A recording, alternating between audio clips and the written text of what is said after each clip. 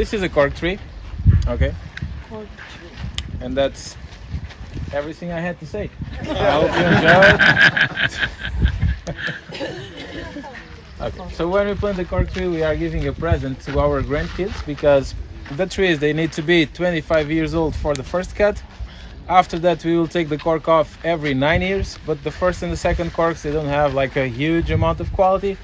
So we need the third extraction to make money, and that's at least 43 years. Okay, so we need to be really patient.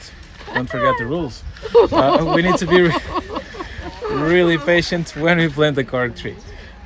This cork that you see on the top, it's called the virgin cork because it's the first one. After we extract it, it will grow back, but it always comes smoother and darker and never like that again.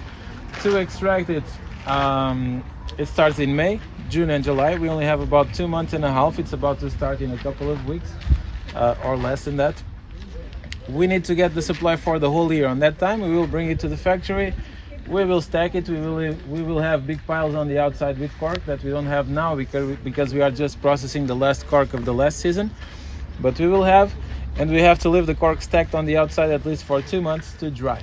Okay, when it dries, it shrinks, and we don't want to make like a wine stopper that shrinks. It may not be a really good idea. So we have to let it dry first. This tree, it's very young. Okay, it's only 90. They live in average 220 years.